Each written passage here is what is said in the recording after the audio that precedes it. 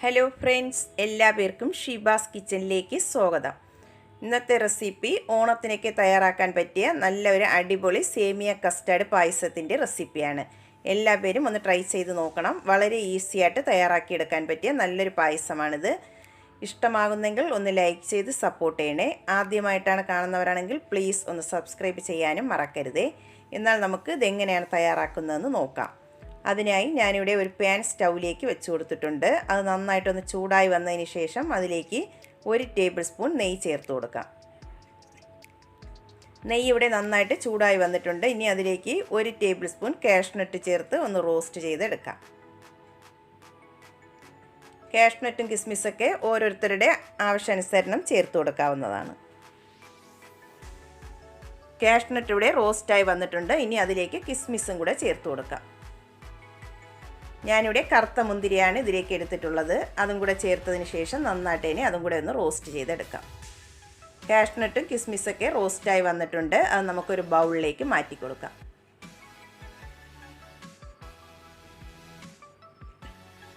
അത് മാറ്റിയെടുത്തിട്ടുണ്ട്. ഇനി അതേ നെയ്യിലേക്ക് തന്നെ 1 കപ്പ് സേമിയയാണ് ഞാനിവിടെ ചേർത്ത് കൊടുക്കുന്നത്. ഞാനിവിടെ തിന്നായിട്ടുള്ള സേമിയയാണ് എടുത്തിട്ടുള്ളത്. നിങ്ങളുടെ കയ്യിൽ കട്ടിയുള്ള സേമിയാണുള്ളതെങ്കിൽ അതെടുത്താലും മതിയാകും. വറുത്ത സേമിയയാണ് ഞാൻ എടുത്തിട്ടുള്ളത്. അതുകൊണ്ട് 1 മിനിറ്റ് ഒന്ന് വറുത്തെടുത്താൽ മതിയാകും. വറക്കാത്ത സേമിയയാണെങ്കിൽ 1-2 മിനിറ്റ് നന്നായിട്ട് തന്നെ ഒന്ന് റോസ്റ്റ് ചെയ്തിട്ട് എടുക്കണം.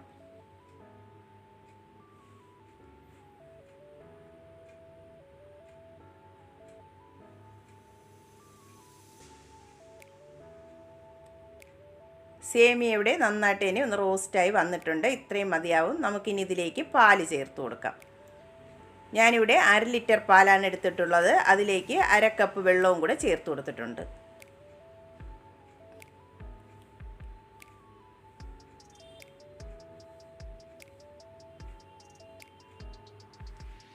ഇനി നമുക്ക് നന്നായിട്ട് തന്നെ ഒന്ന് മിക്സ് ചെയ്ത് കൊടുക്കാം. കൈ എടുക്കാതെ തന്നെ നന്നായിട്ടൊന്ന് ഇളക്കി കൊടുക്കണം. അല്ലെങ്കിൽ സേമിയ ഒന്ന് കട്ട പിടിക്കാൻ ചാൻസ് ഉണ്ട്. അതുകൊണ്ട് നന്നായിട്ട് തന്നെ ഒന്ന് മിക്സ് ചെയ്ത് കൊടുക്കാം. ഈ പാലിൽ കിടന്ന് സേമിയ ഒന്ന് നന്നായിട്ടൊന്ന് കുക്കായി കിട്ടണം. പാലെല്ലാം നന്നായിട്ട് തിളച്ച് സേമിയ ഒന്ന് കുക്കായി വരുന്നതുവരെ നന്നായിട്ട് ഇതുപോലെ ഒന്ന് മിക്സ് ചെയ്ത് കൊടുക്കാം. തിന്നായിട്ടുള്ള സേമിയ ആയതുകൊണ്ട് വളരെ പെട്ടെന്ന് തന്നെ ഇത് കുക്കായി കിട്ടും.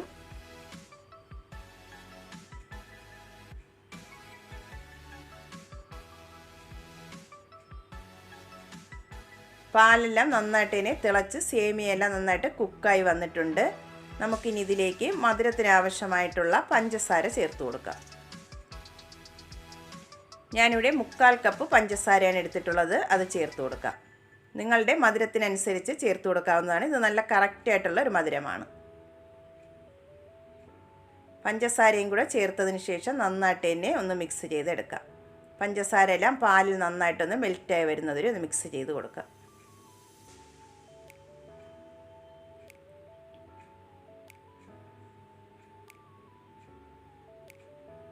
പഞ്ചസാരയെല്ലാം നന്നായിട്ട് തന്നെ പാലിലൊന്ന് മെൽറ്റായി വന്നിട്ടുണ്ട്. ഇനി നമുക്കിതിലേക്ക് കസ്റ്റാർഡിൻ്റെ മിക്സാണ് ചേർത്ത് കൊടുക്കേണ്ടത്.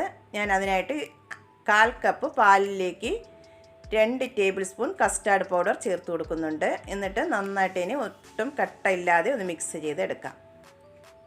കസ്റ്റാർഡ് പൗഡർ 2 ടേബിൾ സ്പൂൺ തന്നെ ചേർത്ത് കൊടുക്കാവൂ. കൂടുതൽ ചേർത്ത് കൊടുത്താൽ പായസം ഒരുപാടങ്ങ് തിക്കായി പോവും. അതുകൊണ്ട് 2 ടേബിൾ സ്പൂൺ മാത്രം ചേർത്ത് കൊടുത്താൽ മതിയാകും. ഞാനിവിടെ വാനില ഫ്ലേവറിലുള്ള കസ്റ്റാർഡ് പൗഡറാണ് എടുത്തിട്ടുള്ളത്.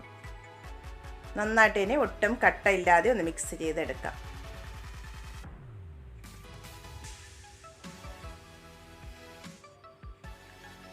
നന്നായിട്ട് ഒട്ടും കട്ടയില്ലാതെ ഞാനിവിടെ മിക്സ് ചെയ്തെടുത്തിട്ടുണ്ട്. ഇനി നമുക്കിതൊന്ന് പാലിലേക്ക് ഒഴിച്ചു കൊടുക്കാം.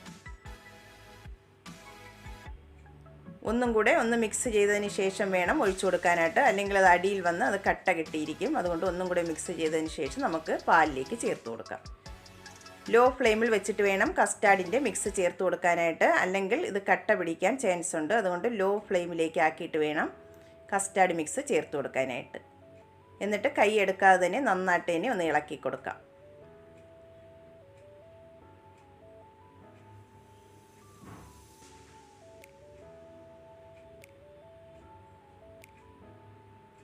കസ്റ്റാർഡിൻ്റെ റോ ടേസ്റ്റൊക്കെ ഒന്ന് മാറുന്നത് വരെ ഇതുപോലെ ഒന്ന് മിക്സ് ചെയ്തെടുക്കാം.